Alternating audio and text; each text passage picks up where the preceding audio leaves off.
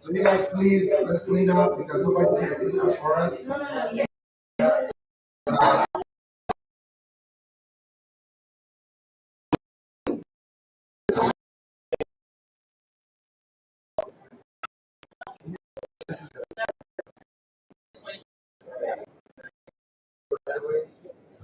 Okay, like this.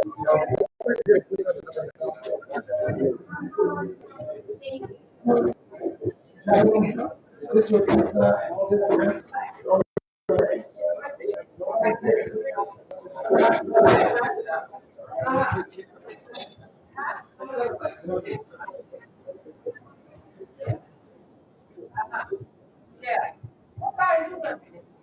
One Texas. Oh, Texas? Oh, okay. We need some coffee. That's my son. I know. I didn't put up I'm like, I'm trying to come into the normal like being with all the wiring and make sure everything is set. I can relax a little bit. So part of me I might be a little off. I do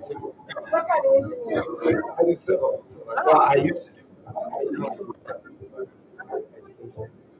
So you're not doing anything?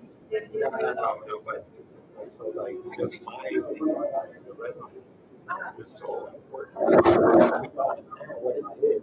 It's like just some little like without if I didn't have it, this place would be what now? Listen, exactly. This place, this was an abandoned building. We were across the street for 40 some odd years. When the Boston redevelopment party took me out of the building by the only domain. Right. My father was looking. My father was looking all over the books. My father was in his late 70s, and he was like, now, and that's it. That's my dad right there. So I brought my father. He saw a place. There was a guy named Fuller that had a black um, on the Douglas going towards past the church, going towards past the church, go up Dudley, keep going into George the right? With the overpasses, train tracks. Okay. The nightclub was right there. So my father was saying to me, I had to said, thinking about this together. I said, first of all, I'm not going to put my head. But I was always with my father. So I said, not going past my head in the street. The man got killed in his own place. Then he closed up one week and he didn't know that he thought everybody was out. There was people hiding there. They murdered him in his own place. So that was the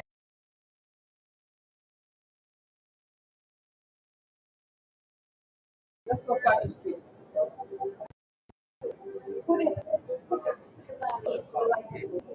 We were looking through that window. Anyway, this was a bed. It was just broke down. So we looked through the window. It was like, put it in. You could quit this place if it's quit across the street. Before. That's how we feel. So we said, we're looking at it like this. He said, put it in here. I said, look here. I said, when people come and say, where's Wally? All you gotta do is go like this. Right. This is 427. We was at 428, 426. So 427. That's all I gotta do is turn it. So he went for it. That's how we got over here. We went to a lot of stuff. Right up over the door. And my son Paul outside. They had a house. See, wow. And they took the girl. Robin. Took care of that girl. Yes.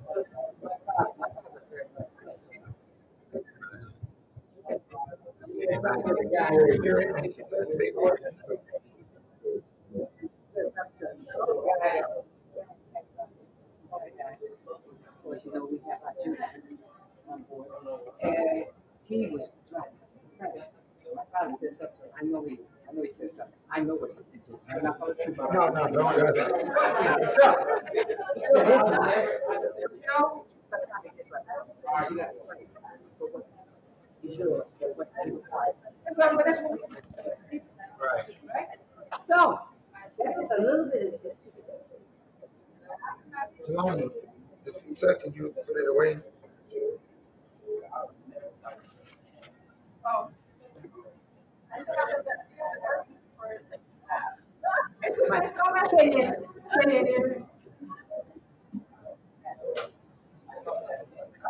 I know, right? It's just a little short for me. Oh, that's how you tell the Oh. What do you think? What do you think? I don't know. I mean, I weird thing.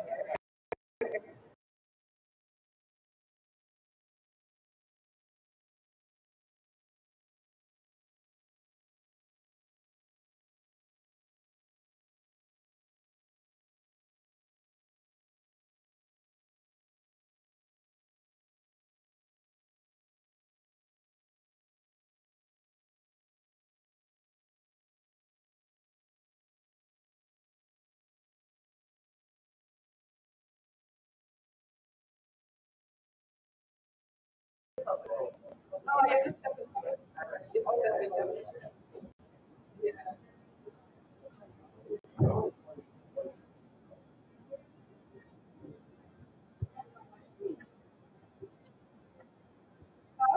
Not so much. I like it. With this kind of material, because let me go again.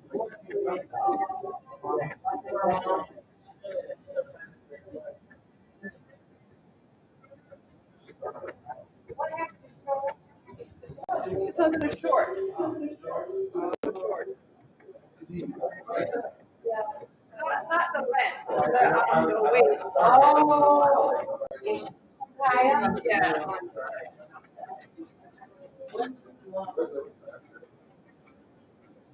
She had an emergency. She had an emergency. Oh.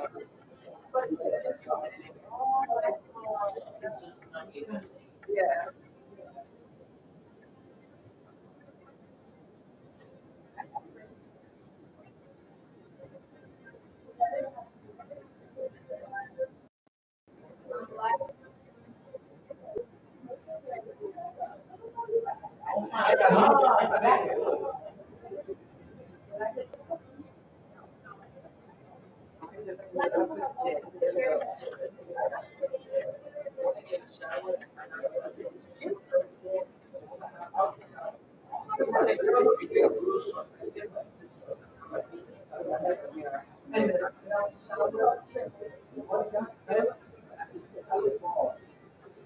So cute.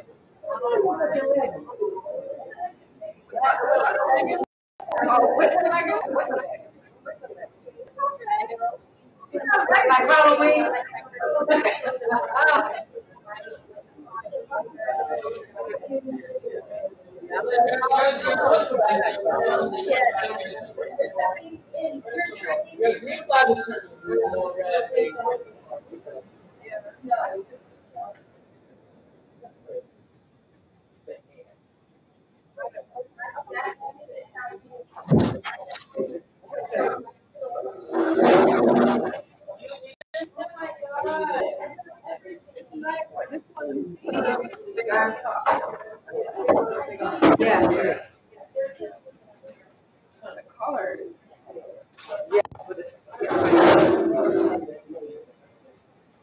Yeah.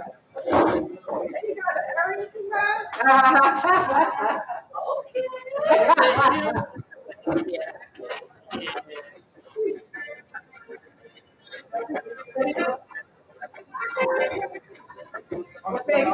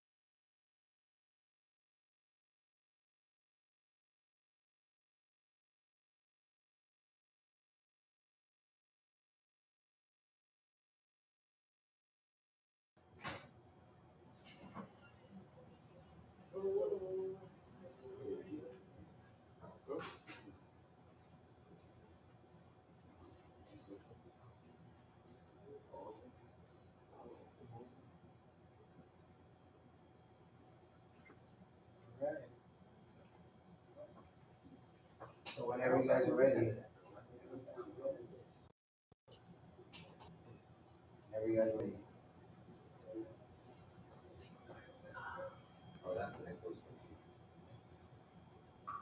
Check, check, check. Check, check, check. Check, check, check.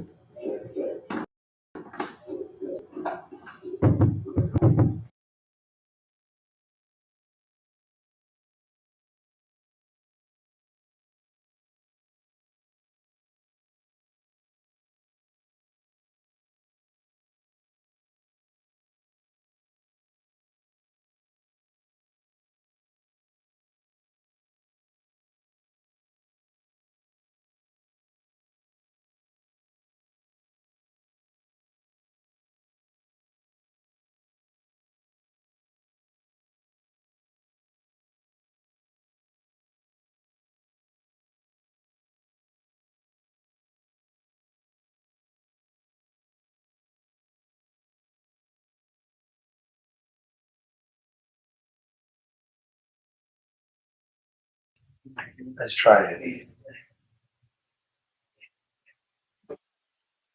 Check. Check, check, check. Check, check, check, check. Check, check, check. Check, check, check, check, check, check. It's up. There's no recording. All right. Think of something that. All right. All right. Well, we stream. So my coach.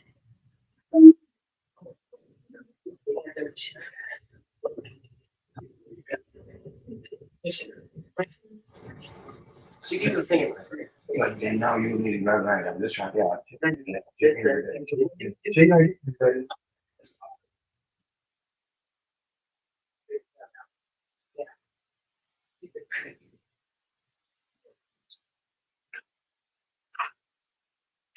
All right.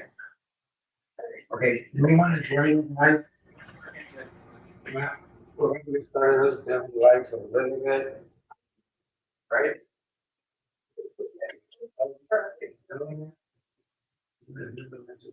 Okay, get ready for it. Okay. Yeah, that's fine. If you're here, all right, it's blocks.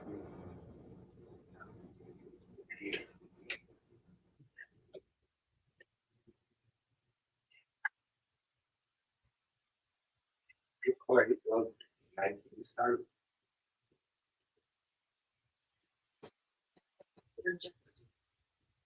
Well, the main is right. But what you're seeing now, okay, what you're seeing now is what streaming. That top so everybody can see you guys like literally. The camera's over there. Yeah, but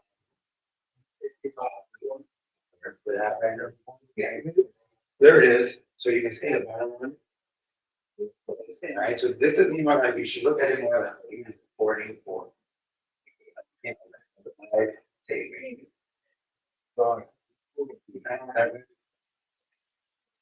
right. Now we're gonna be your support. So.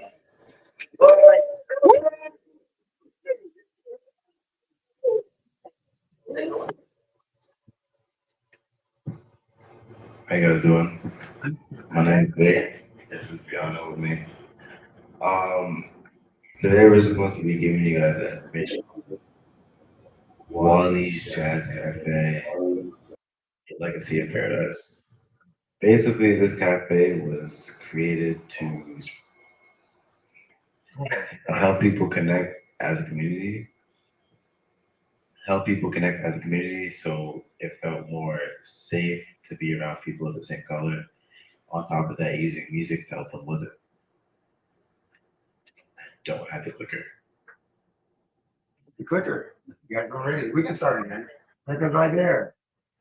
No problem. All right, so ready, guys. Okay. All right. Let's just because everybody doesn't matter that you're streaming. All right. We have done the practice. We are empowered. We are on a site that is this very stage. This is hollow ground. Many superstars have been here. Many of them have performed. All we're doing is telling their story.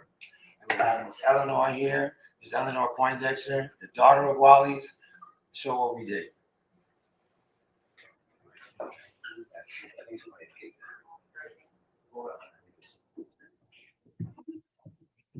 All right, so thank you for coming today to Wally's Cafe, where we're gonna tell the story of Wally's, its legacy, and how it's really helped our community.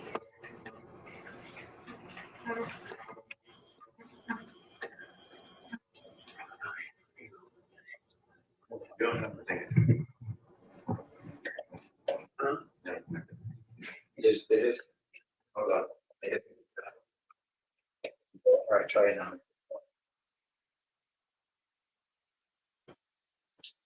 There you go.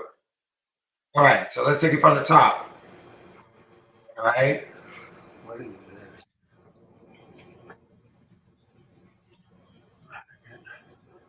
All right, let's take it from the top. All right. 1, 2, 3. Let's go. Well, thank you everybody for coming to Wally's Jazz Cafe. Right now, we're going to talk about the legacy of Wally's and how it's played a big part in the Black community in African American cultural hubs, how it's helped facilitate culture, and how it's still doing so. Remember when the lineup and introduce themselves? Oh, so first, let's introduce our presenters. My name is Vic. This is Brianna. Coming up is Khadijah and Precious. No. You guys, let click it. If you click it, there you can see who's there. No, you're clicking here. Yeah, there you go. It's okay. Don't worry about it. There you go. So just one click. And, all right. I'm Brianna. My name's Khadijah. My name is Precious. Hey, I'm Jaheim.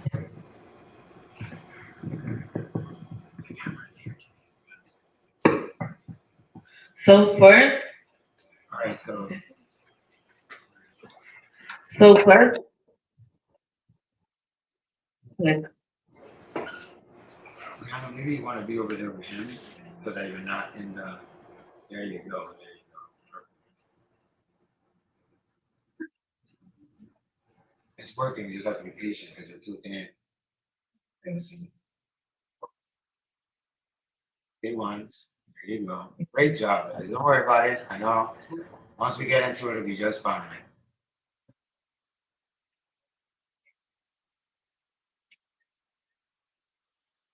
All right. so first, if we want to get into the history of Wally's, of course, we have to start with Wally himself. So Wally immigrated from Barbados in 1910. In 1947, he then opened his first establishment, Wally's Paradise. It was one of five jazz clubs on the block. So we have to think about how it was such like a thriving jazz community. And by opening this establishment, he became the first Black man in New England to have his own jazz club.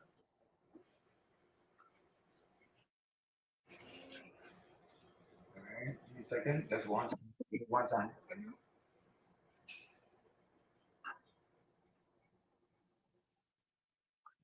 So if we bring attention to the photo to the right, we can see how this young man had such multi-generational respect and honor for Wally and what he did because he was cultivating culture. African American, usually when we think of culture, African Americans don't get hyped like that. But this was a cultural hub. This was a black man doing black entertainment by black people for black people. And next we have and next we have Jelani.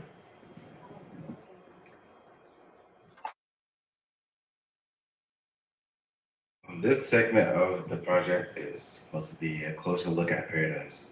In terms of Redline's Cafe in general, it was built so that everybody that went there felt like a family together. Has like a different sense of community. When the doors opened, a lot of history was made from when it was open to now. I had to switch locations because of the situations that were happening, and people joined or played at the cafe like Dizzy Gillespie, Charlie Barker, and Angela Davis, and Dexter Gordon, and a lot more others. And then there was also people that worked there like Malcolm X, which was known as Malcolm Little at the time.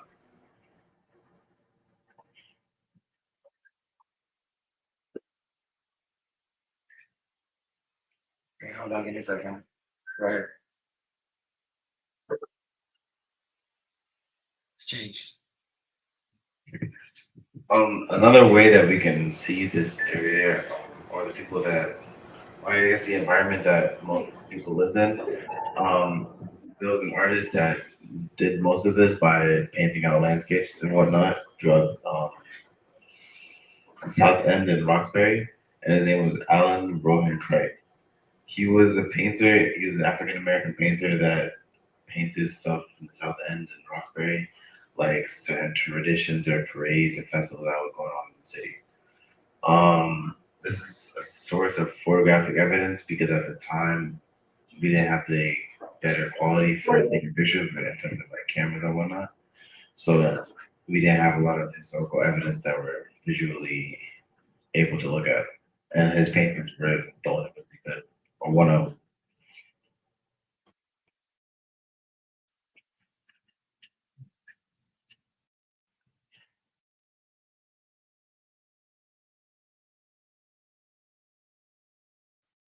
Right. This piece right here is called School is Out. It was painted in 1936. And it was painted for people to see what it looked like after school. When kids are in school, young mothers, or not young mothers, young ladies would go down the blocks and pick up children and bring them to their homes so they can help them or take care of them while they're home. So they can take care of them while they're home. And they would do things like get them food or bathe them or wash their clothes and whatnot. And it was in a sense we called this like a daycare because mothers were at work at the time.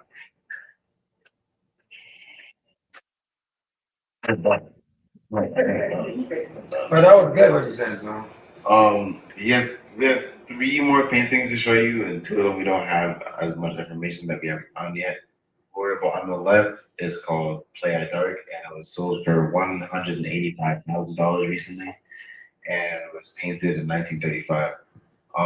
The painting was located, or the landscape that he painted was located in Westminster Street in Madison Park, which was demolished. That whole block was demolished and was supposed to be turned into a highway, but got canceled for a racism issue that was going on at JP, a protest. And years later, it turned into being Madison Park and merged with John D. O'Brien High School. On the bottom right is Parade on Hammond Street, which we haven't found the information to look at it for or to see what was happening, what type of tradition was happening at the time. But you do see the people, like, you can see them having a parade. You see people on the sidewalks, and you see marching bands, drum major, and whatnot. And then on the top right is Sunlight and Shadow, which is 1941. And we also don't have as much information on this either, but you can see that there's a bunch of women just sitting on the bench with their children.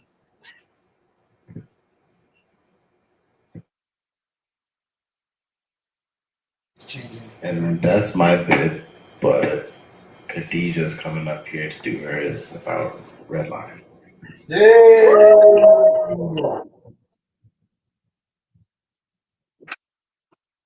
Thank you, Jelani. My name is Khadijah, and today I'm going to be presenting about redlining and urban renewal. So at the Academy, part of our curriculum is learning about redlining, which was a common practice in American cities. The government was able to identify where specific ethnic groups of color in the US, and from that, they segregated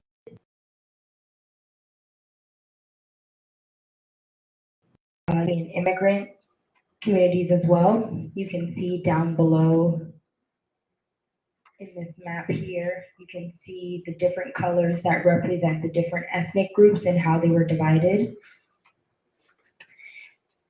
Discriminatory housing policy and segregation devastated the properties for demolition in urban renewal projects of 1950 and the 60s. Redlining was also called Negro removal by James Baldwin. Music spaces like Wally's Jazz Cafe was also affected by this, and hence they moved across the street to its current location here because of a law called eminent domain, which gives the government the power to take your property. The I-95 for those who don't know, was an urban renewal project. The highway was intended to run through South End and Roxbury along Millennia Class Boulevard. And this renewal project was abandoned due to community protests in Jamaica Plain, and then the African American community was already demolished by then. You can see down below the images of some of the demolition of buildings, as well as here on the left side. And here is a photo of James Baldwin standing in the middle of one of these demolished communities. Was that on Matt's out here? Was that here in Boston? These are all images from Boston. And is James Baldwin here in Boston? Is that image? Oh, for this picture, I don't know. I'm sorry.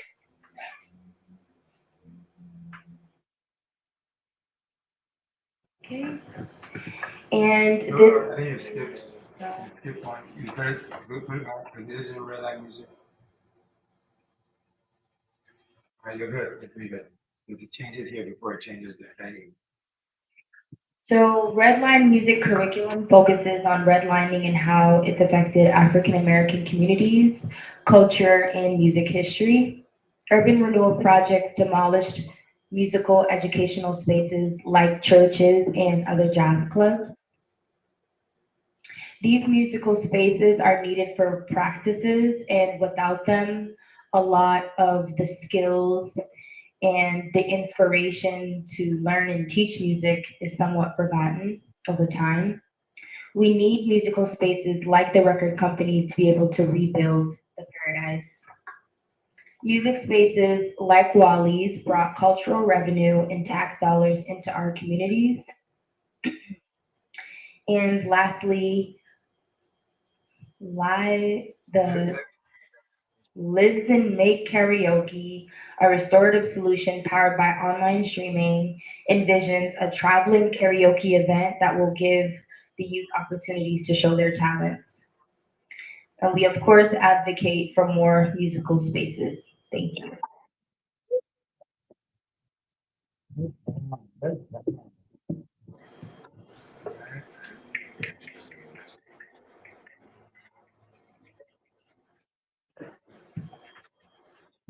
Next, we have Precious presenting. Second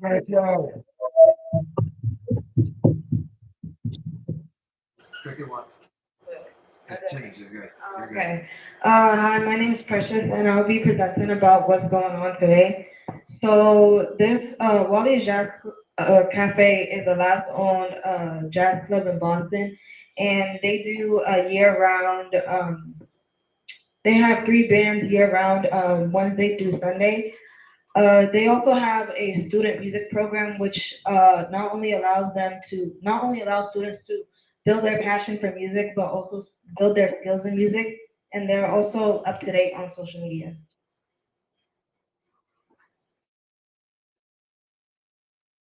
Oh, you meant like a different again. Sorry.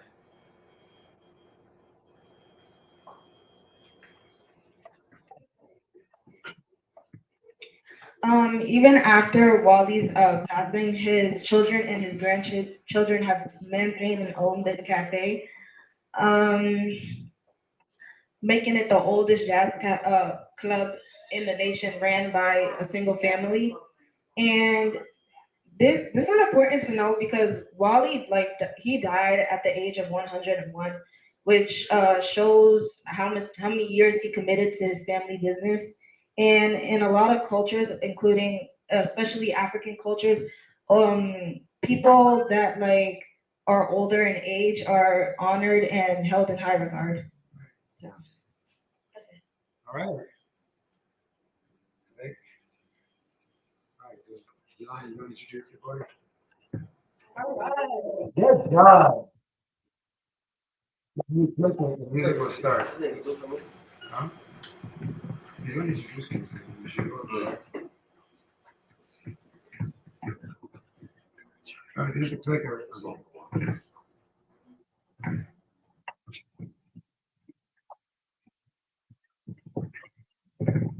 This section is gonna be a song sang by Jaheim. The song's called "A Change Is Gonna Come" by Sam Cooke, and the story was supposed to be about how he saw the community, or he saw what was gonna happen, or what was happening at the time to change. During this time, he was living through like a semi-segregation point where a lot of stuff was discriminated against him, and he wasn't able to do a lot of things. The song was also ranked number three recently, I want to say like in 2021 for greatest song of all time. And here's Shaheen.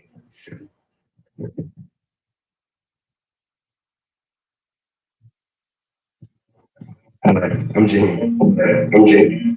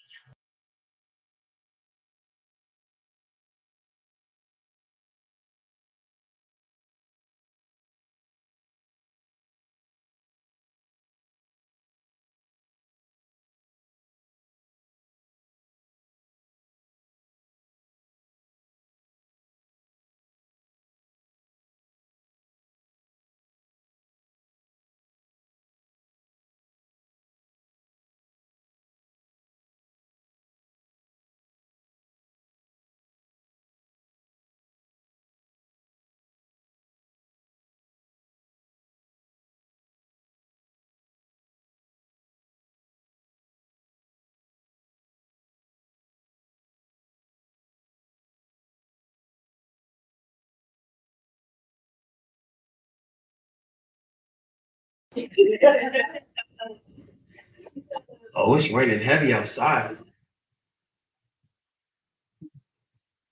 Let's try it.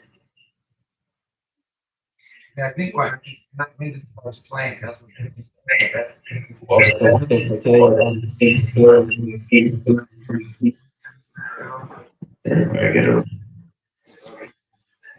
I think what you want to sing with it?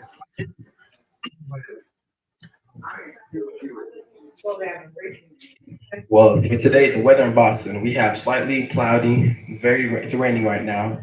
It's going to be around a good 70 to 80 degrees today. Make sure Maybe. you get yourself shot. Can you take it off from here, the Bluetooth? Right, you had the song loaded up. Everybody call you an Uber and Lyft.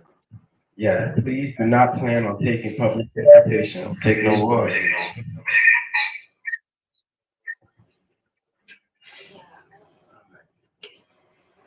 Sorry,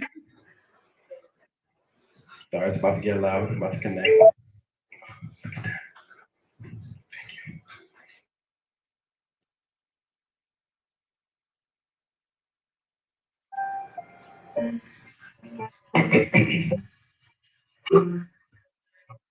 Just the change won't come. Y'all know my names.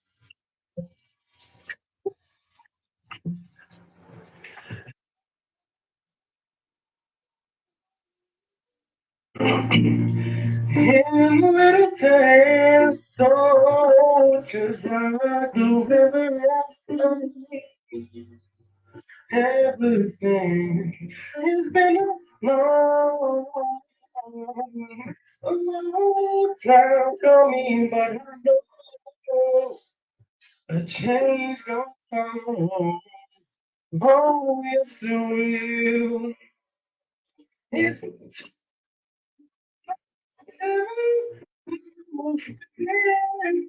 to die. Tell me don't. It's been a long time, and I know the change gonna come. Oh, yes, it will. Tell the boys, and I know that.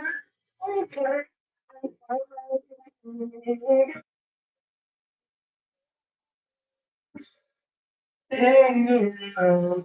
It's been a long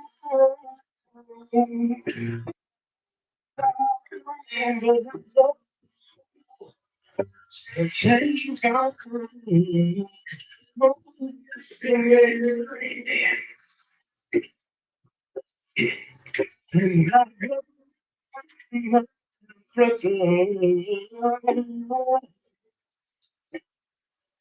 And I said, brother, help me please. But he was on, now give me.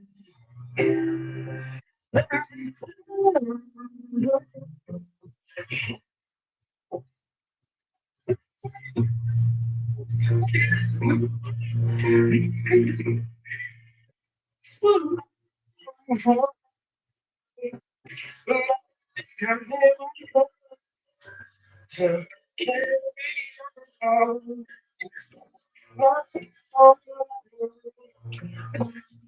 So a chance come. Oh, it's me.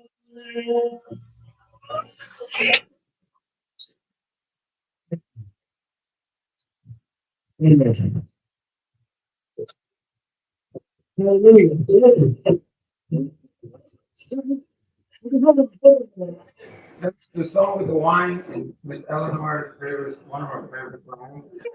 That one real quick. The one that they did for the practice. Just Tennessee. Yeah, we don't take it back to Texas a little bit. You take a chance down there. Yeah, no, we just can't do it.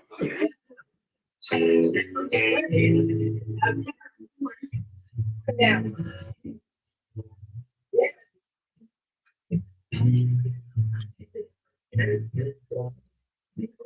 here,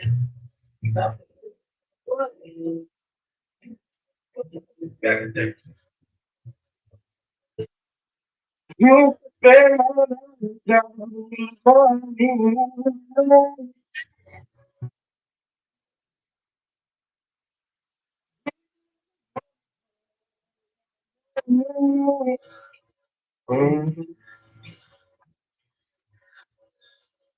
Won't you rescue me? And be back for the to part away. It's small, it's dancing, it's scared. You're sweet, as you are. You're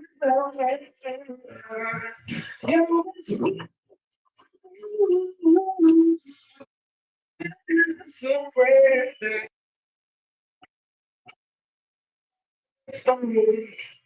Oh, your love all the time.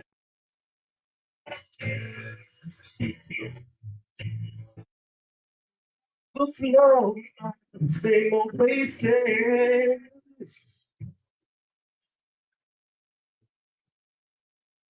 Oh, try.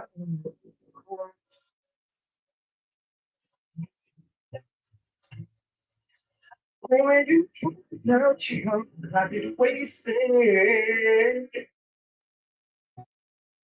There's nothing like your love to get me.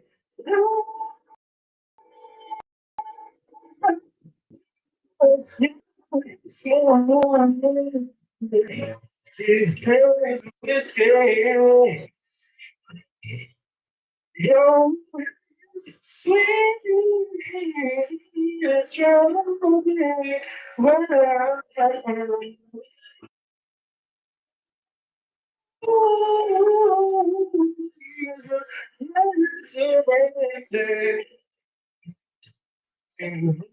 stay strong. Oh, yeah. All the time. That's what we ever got here. Come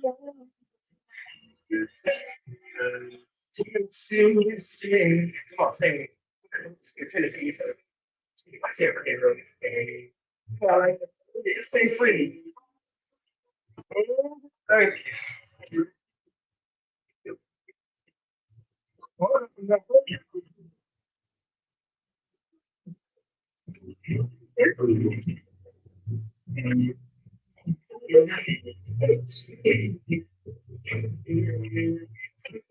Oh, Steve.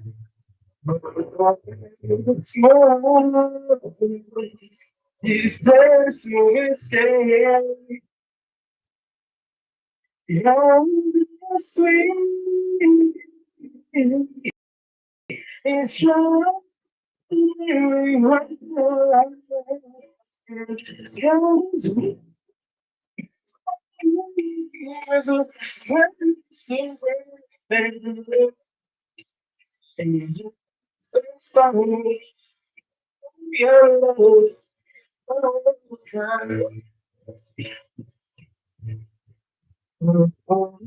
Small, escape. Mercy escape. Mercy escape. Joy is small. It's mercy escape.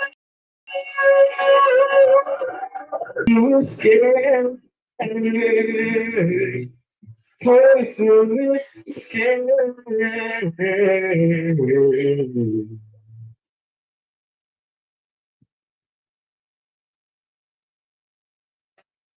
Thank you.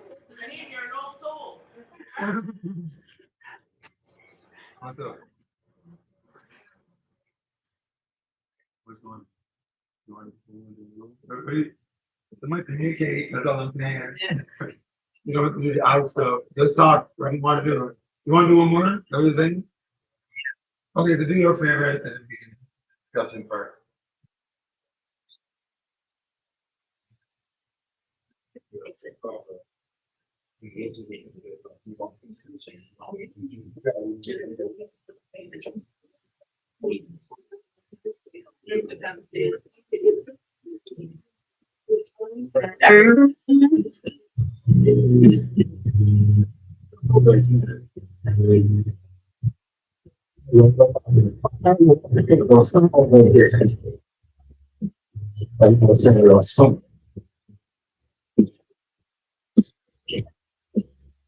Love doesn't turn the light on. Then stop and slow. If you ain't got no place to go, I think and learn. Take this strong. And leave on the turn me on. Just to be your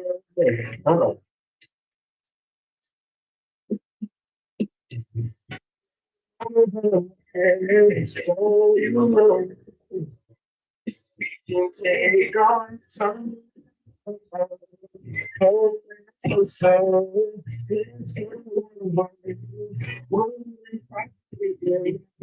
lock the door and turn sorry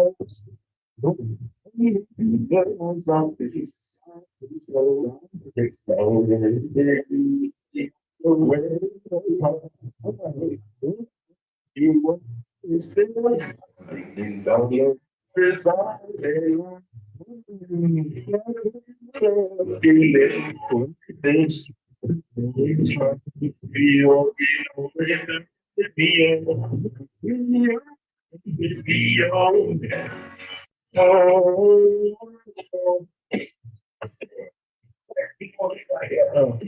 I'm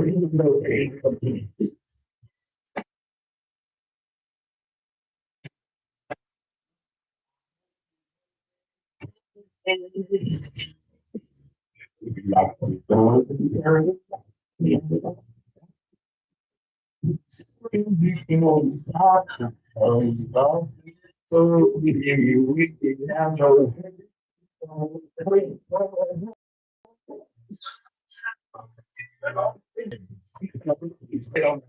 Doesn't turn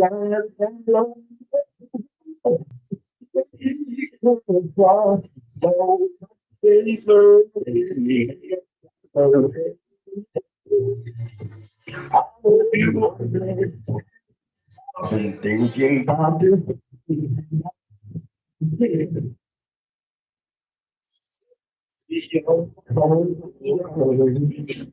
But this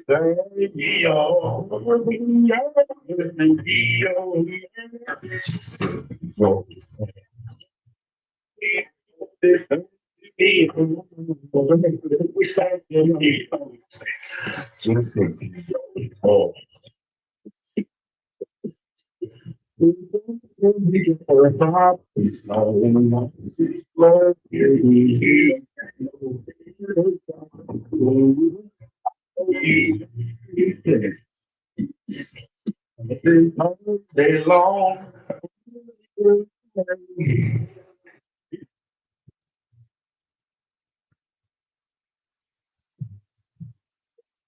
Thank you. Sorry, Melissa. Sorry. Here we go. Huh? We call ourselves the dynamic duo.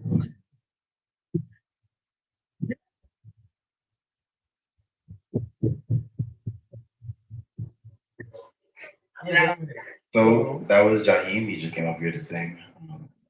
Many others. And that was you too.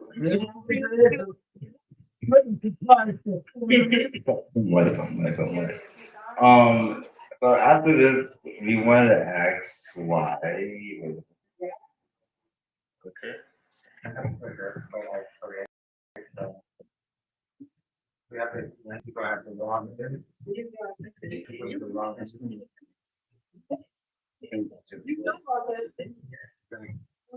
Let's make it one more time. Oh, sorry. Do it now. All right, now. All right, leave it, you're good. All right. Okay, so please join the Slido because we wanted to ask you a question. Using the legacy of Wally's Cafe, how do we rebuild paradise? And first, So let everybody log in first. mhm. So you guys can use this, the QR code. So we're going to have a discussion now. All right, go ahead. I'll let you slide over this part. Yeah. You guys got it? All right.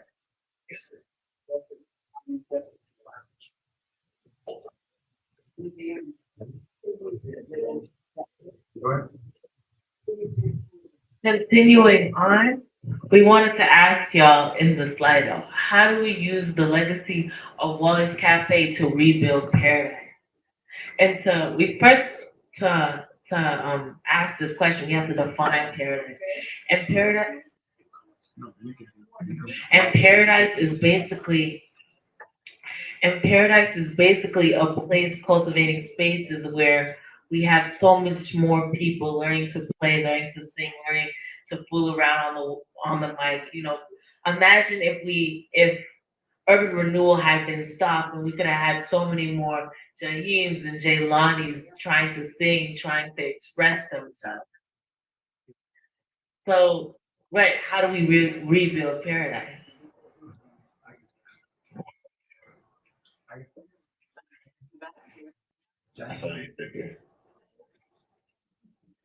You raise your hand. Okay, I'll do it. So that as you know, like a lot of the work we do, trying to, these spaces are hollow ground. Like these are where like some of the best People of music. Right, exactly. And they were on this stage, well, maybe across the street, but still it's the same thing. And we want this community back. We're not satisfied with saying that, oh, urban renewal removed it and now where it's gone forever. So like one of the things I really want to know is like how do we, like, I think that one of the things I would like to see is more places like the record company. So low cost, we went low cost musical training, I think, or training in all the schools so that youth know, have access to instruments and things like that. I think that's one of the things that we can definitely do. Anybody else? Let's not all go at once Very now. good, very good. Someone here, this lady. So there are already a couple of initiatives that are taking place throughout the city and through a number of other organizations. So Boston Wild Black, they have what's called Family Reunion, which does exactly what you guys just defined as what it means to be in a paradise where you can play, you can have fun, you can grab the mic and karaoke, you can express yourself musically, but in the space around other Black people. And that's actually taking place in the Seaport, which is really cool. There's another organization called Boston owned, I'm sorry, Black owned Boss. And that's here in the South End. They have a retail space on Tremont Street. And so what they do is that they offer CPG companies that are owned, anything that's really owned by, made or owned by a Black person, you can get your product into their store. And what they'll do is that they'll put you in a box and they have some subscriptions. So that's one way. Those are two ways that we can get this paradise back. And by the way, thanks for defining that word because I was trying to figure out like what is the definition of paradise, and I totally get it. Oh, well, That was good. thank you. That was pretty good. So we chose like Paradise because before this was just Wally's Jazz Cafe. This original name was Wally's Paradise, and of course it was Paradise because people were getting entertained, people could express themselves, and people still can do live music. You know, one of the things we have. Oh, this is Joseph Walcott's daughter, Eleanor Poindexter. Hello to all, and thank you very much. And the paradise comes directly from my father, who you see here. And like that, in my heart. And it was called Wally's Paradise Lounge at 426 and 428 Massachusetts Avenue. Mr. Walcott went in there with my mother and me in a basket as an infant in 1947, that's 77 years ago. And they named it Paradise because paradise is a place of comfort, beauty, peace, where you can go and relax and be with others who feel and appreciate that same kind of environment. And that's the kind of environment that my father was creating for his people. Because one of the things he said to me time and time again, and to others who questioned him, why did he even open Wally's in the first place? He said he was opening a place for his people. Because during those times, we all know what the history was, right? I don't know what else. I could tell you a whole lot of other things, but I'm going to take up a lot of time. But thank you for listening.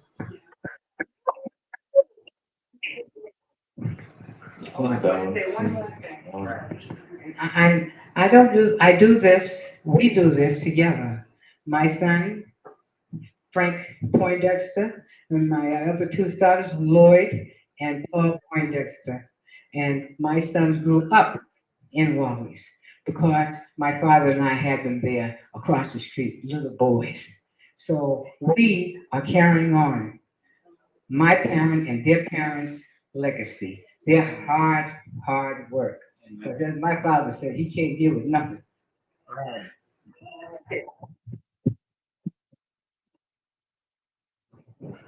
Thank you. That was nice. That was great. That was very nice. Do we have anyone else who wants to add to the discussion? Really, one of the things we're doing here, we're collecting this great information so we can add to our slides and add, this is curriculum. So like we've learned something today, like even like it's being said, Wally's Paradise Lounge. That's not what is in on online. You can only get that literally in the store. So so don't worry, Ms. Anna, whatever you want to say, we are here to listen and we're here to learn. Because we believe that the paradise that's coming is going to be based on the very basic instincts that started way back then. So this is the last like seed of the paradise. This whole area used to be full of clubs, and this used to be the Black cultural hub, and now where it's not, but the seed will germinate again with young people learning how to play music, learning how to learn their cultural history. One thing I like about what Jaheim does is that it's old music. They say it's an old soul, but that's our heritage. Like it's not old music; it's our heritage. It's like if you are Nigerian, you learn how to make jollof rice because it's your heritage. This is the same thing. Every African American should be learning jazz because it is their heritage, not because it's something they're just doing because it's old music and it's fun and like educational. No, you have to learn it. You have to learn it. It's who you are. You can't say you don't know who you are. You do know who you are. You just look at it as old. That's not good. So, any other things? So, any other things you want to do? Anybody want to comment on how do you see the future of this community, like creating a cultural hub full of jazz clubs again? Oh, she's on point today. She's always on point. How do you work with the other jazz spot down the street? It's called do you know what I'm talking about? You're doing a jazz spot down the street? Yes, it's it's literally over there. The brunch. They have it's a restaurant and they have music there. Do you ever collaborate? And Daryl, thank you. Yes. Do you ever collaborate with Daryl's? And if so, what does that look like? Because that could be part of this paradise that you are trying to, or should I say that Marlon is trying to raise awareness around.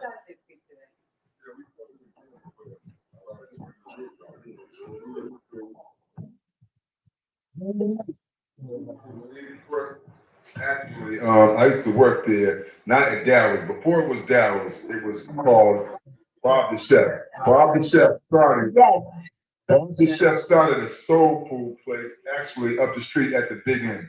He also did some work for my grandfather. So, like in the '60s, I was in late '60s, mommy.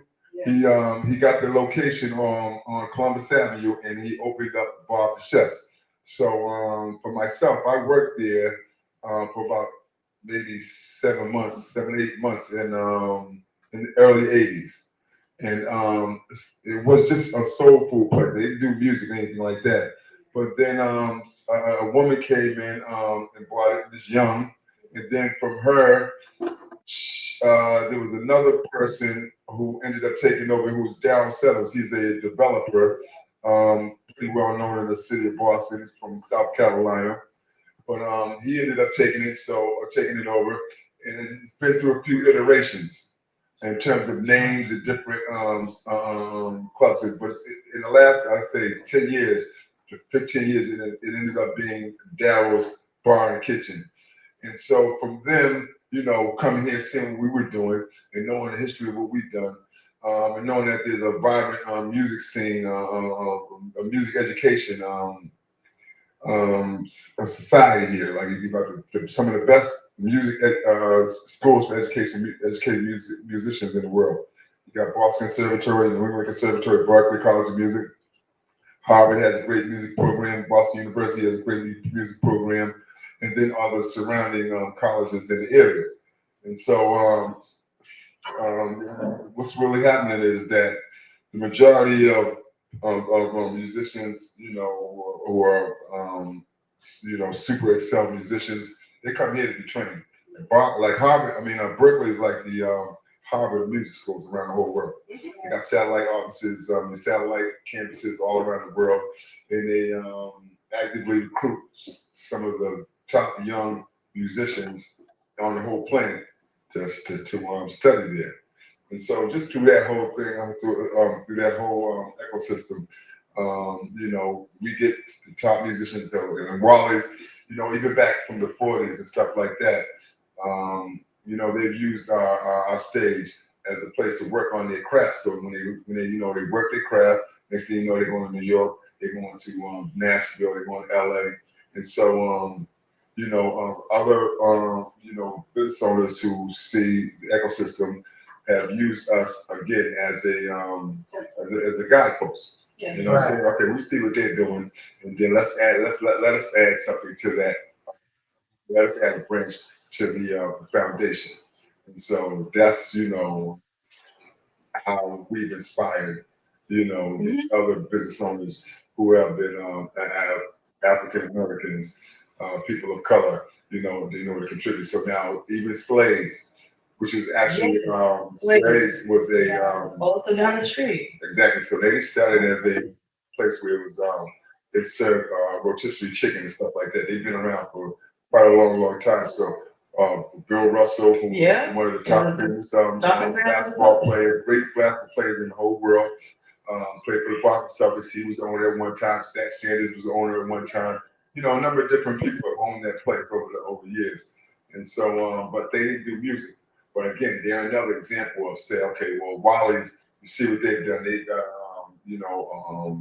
international recognition. See, Wally was one of the 106 top jazz venues around the whole planet. There's only 106 of us, and we're one of them. And so, again, that's how we've inspired, these other businesses and to want to do this. This is the lesson.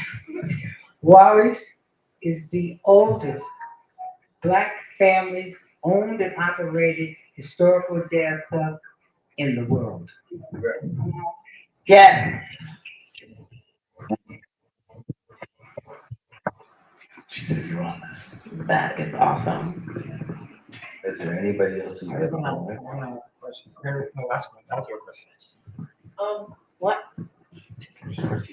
Why did you change? Why was the name changed from Wally's Paradise to Wally's Jazz Cafe?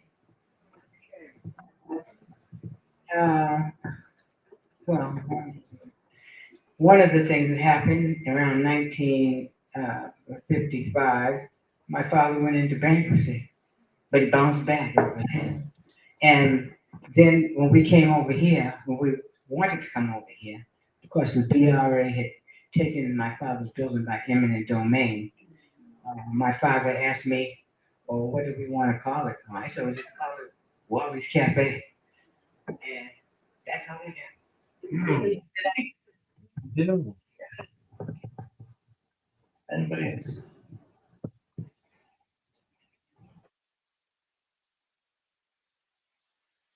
From like when the right before, like when it was still Wally's Paradise, what were some of like the traditions and like different practices that were done in the community? Because I mean it's a whole different community. So just I guess help us describe and imagine like what was a daily day like, and what were some of like the practices that you guys had like before the eminent domain and the urban renewal? Well, again, this goes back to things I learned. This goes back to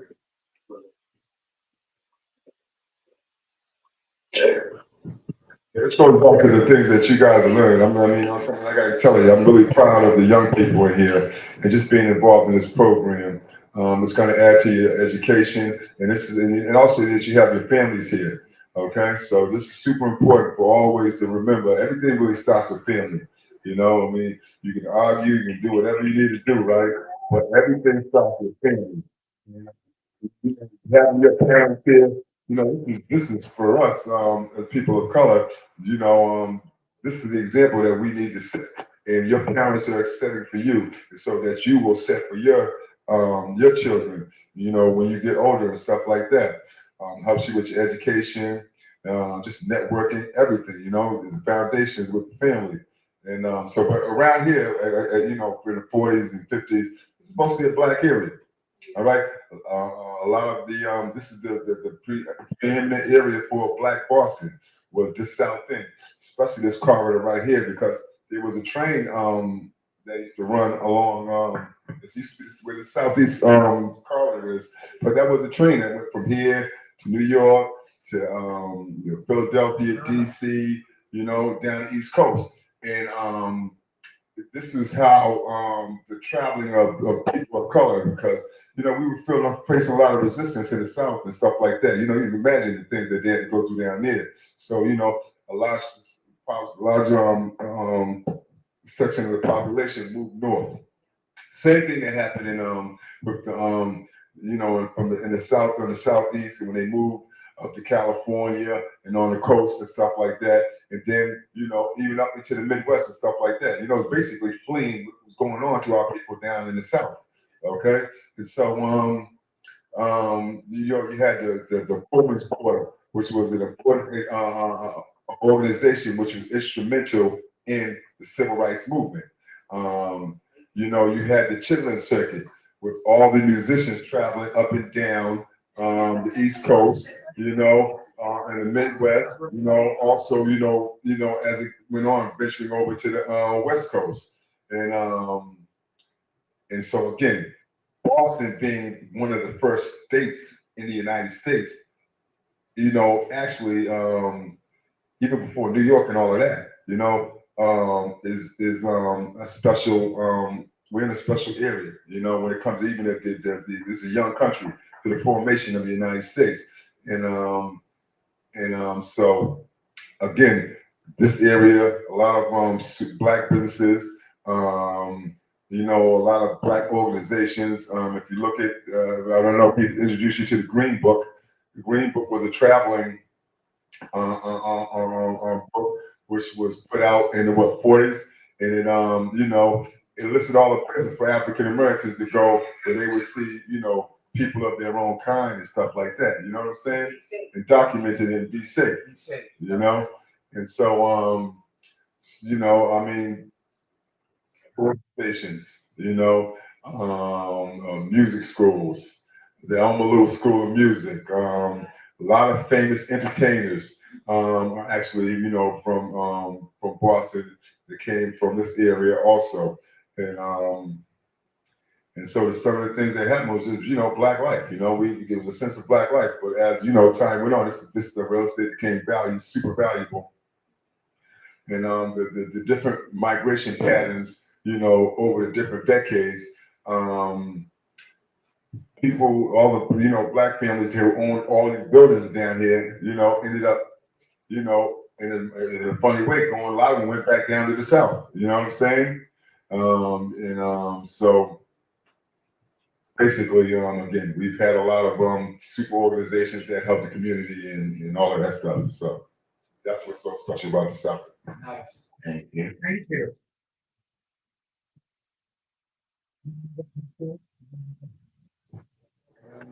Anybody else with the mic?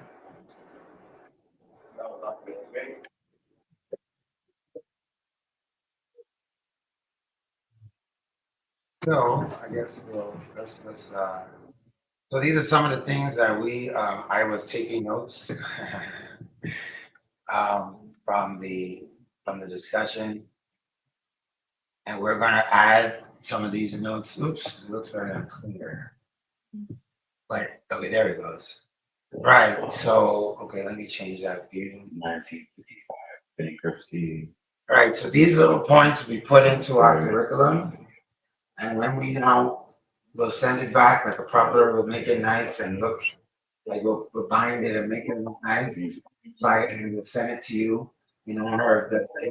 For giving us an opportunity to sit here and learn these stories, like the real stories, not what's online, but and then you're gonna take this information, it's gonna be passed on to other kids, and hopefully they'll be passing on to more and more kids. So it will live while his legacy continues to live. Thank you.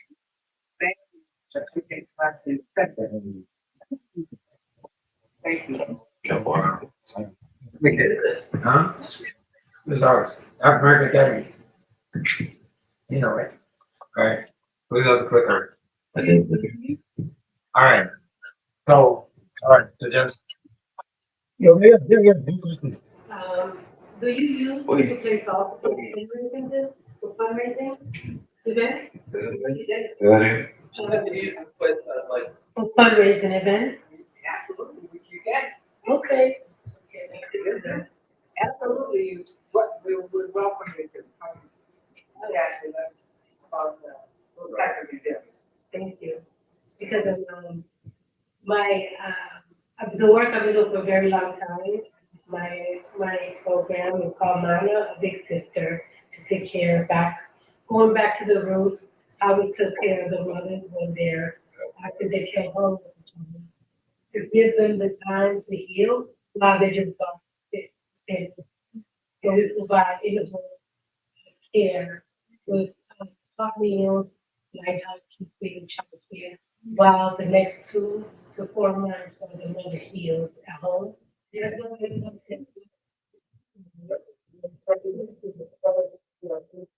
Information, you know, through my brother Solomon, and we're gonna do whatever we can do to help you guys out. Yeah, thank you, because we bring the new generation, but to bring our new generation, we need to take care of the mother. Right. That's what so we're taking care of the mothers before when the first second trimester of their pregnancy, just to get them prepared of welcoming them to the family. We're taking care of them. Right. Yeah. Rita Fernandez is my deputy. They might have reached Gary Island, so they can send to, excuse me? Yes. No, okay. Let's talk with each other, like I said, it'll be a pleasure to have a fundraiser here. Thank you. That can should have the paint. Yeah. This house already. This house already. I think it's always giving your question.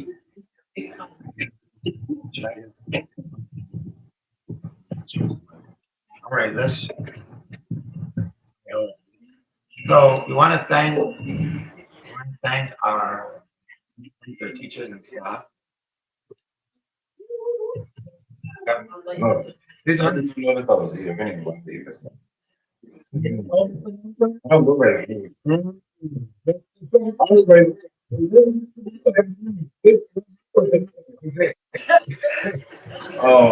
we want to thank our whole staff, that help with all these projects in general and has the program after all with all the projects. So we want to thank Mr. Solomon.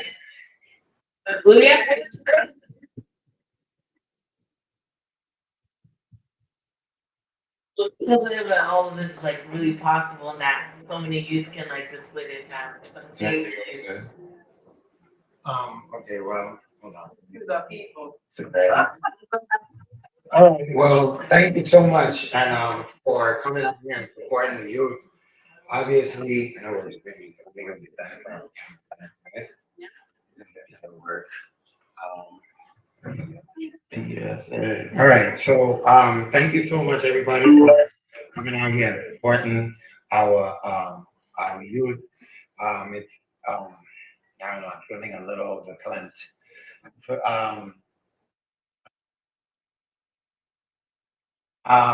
Well, basically, I'm just so thankful. I mean, when you get to see the youth come out here and learn in the actual space, that's something that's very serious to us.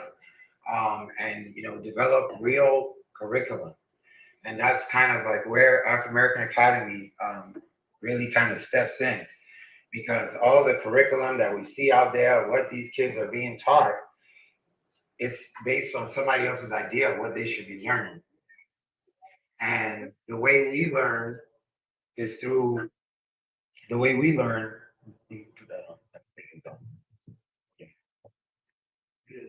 All right. The way we learn is through our ancestors.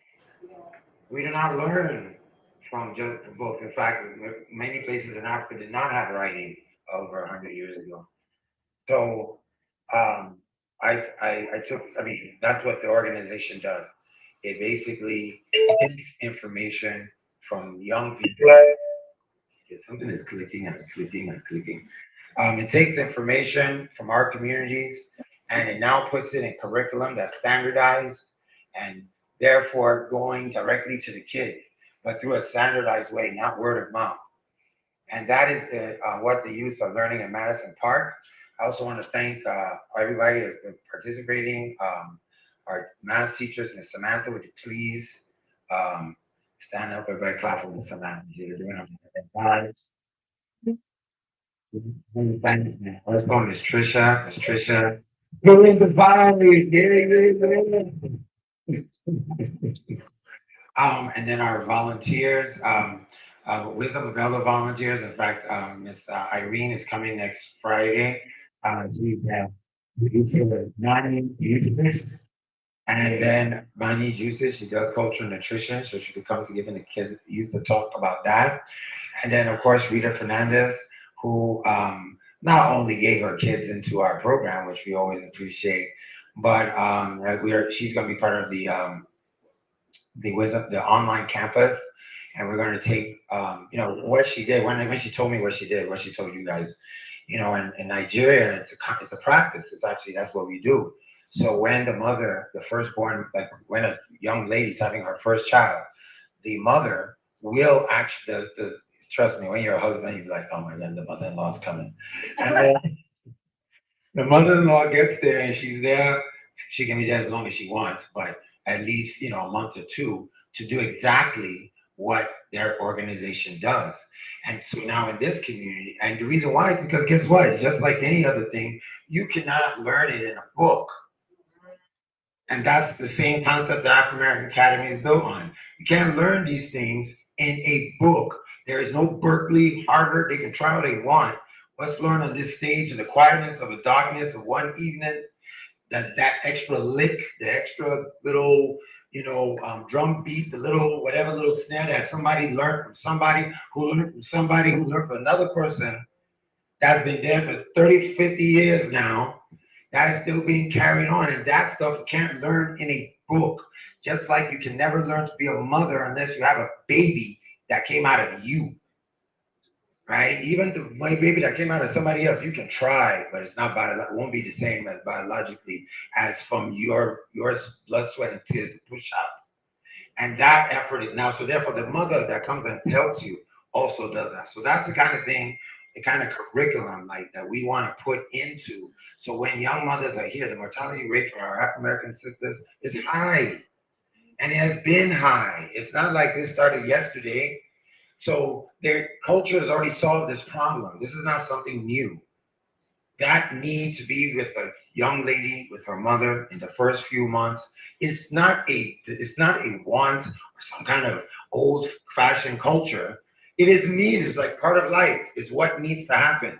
So we need to systemize this so that everybody will have an access to the lessons. It shouldn't be just word of mouth. You can only fight the system with a system. African American Academy is that system. All right?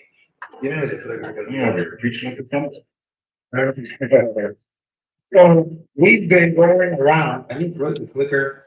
I didn't want to show people what kind of we've been doing. 202. All right, that's the two. All right.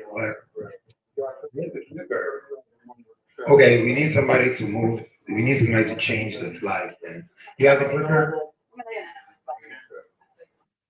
Oh, okay, you do have the clicker. I'm like, we have clicker people loose.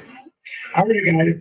So this, we're gonna wrap it up. I just wanted to show you guys some of the stuff we've been doing this summer, right? So yesterday we were at the 54th Regiment. and we went down to Camp Meade to visit our brothers. And so here's the picture from yesterday, right there by the cannon. We have a little drone shot. The technology, we came here in February, to be all honest. We did an event in February. Just me, nobody was there. It was just me and a few people to do, and we did all the lights. But when I was there, I told Frank that we're gonna come back here in the summer, and we're gonna come and the kids are gonna run the show. And I'm just happy. Everybody give it up for the youth that ran this show today. All right? But all the yeah, that's right. Give it up. But all the technology, the slides, the cameras, the drones, we have this technology because to put this on, right? You guys did a lot of work working with the pregnant to put these slides together. And that is what they'll be doing at the African American Academy. Has it changed? All right. And we also have mentor. Okay, I think I did it twice. Hold on. So, is it changed over there? Is it changed? Okay, so did I do it twice? What is it looking at now? What is this? Okay, so let me just make sure. Yes, we went to the 54th Regiment.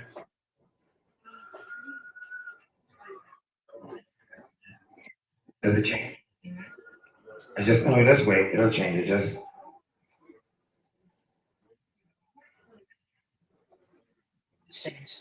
Okay. Whatever it is, I'll just go with it. So then also, we also try to expose the youth to leaders in our community, the mentors that we have in our community, people who are doing great things. Like I said, we have Irene, we have Rita, and we had the first Haitian American city councilor come visit us, Ruth Z.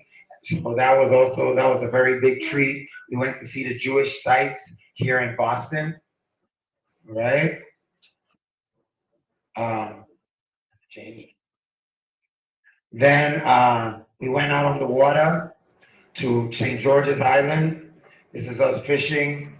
This is us looking at the drone. I'm also looking. Our Air Force has gone to 2 now. We had 1 drone, now we have 2. So our Air Force is going to 2 because there's a lot of economic opportunity for young people if they can maneuver drones. And we're talking about fire departments. There's so many even military applications, right? So we want to get people licensed through African American Academy. And yeah, we have a couple of field trips next week. Well, one next week we're going to the Hip Hop Archives in Harvard, so we can look and see how hip hop is 50, y'all. So, hey, started in 1973, which was right after the urban renewal, and it destroyed these communities. We didn't have any places to play our music like Wally's, so we started picking up the turntables and playing the music of our ancestors.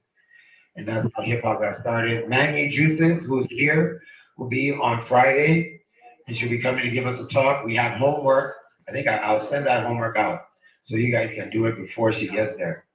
And then we're going to see the Strand Theater on the last day, which is actually the actual August 11th is the actual 50th anniversary of hip hop, because that was August 11th, 1973, when the Cool Herc video party was. So we're going to see The Boy Who Kissed the Sky from Company One, and that is a play done about the early life of Jimi Hendrix. So we're going to go see that, and then of course we have our graduation.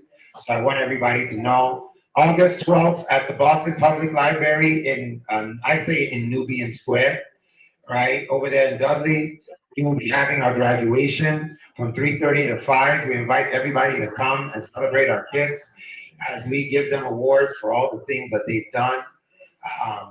And yeah, with that, I want to just thank Wally Jazz Cafe again for helping us be here, the record company, all our mentors, all our mentor organizations. And then I'll hand it over to Jelani, Vic, and Brianna to then close us out.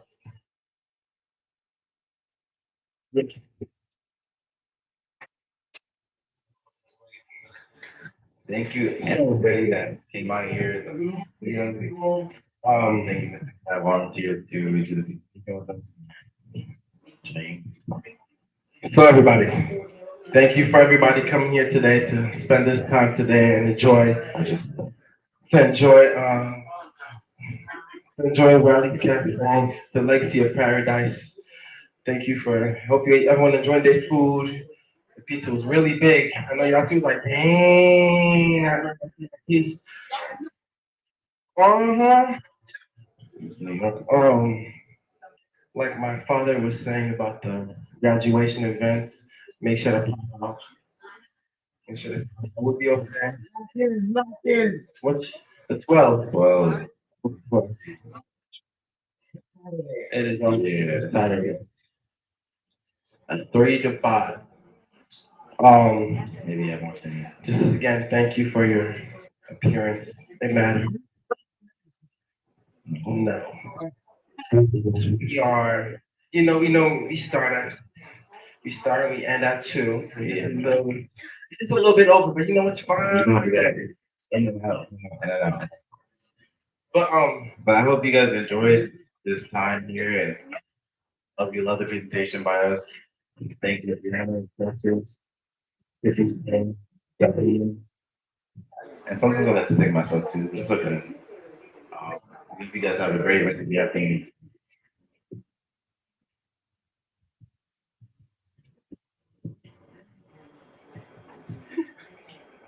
Um, I, my past work experience, I worked at my aunt's bar, and there was a song that I liked a lot that was played right before we leave, and let me just make sure it's connected. And I need to reconnect. Okay, so I'm about to play it so it can help everybody find their way home safely. It is raining, guys. It is raining. Let me just make sure it's connected. Not this song. We're gonna research Difficulties. technical difficulties, interference.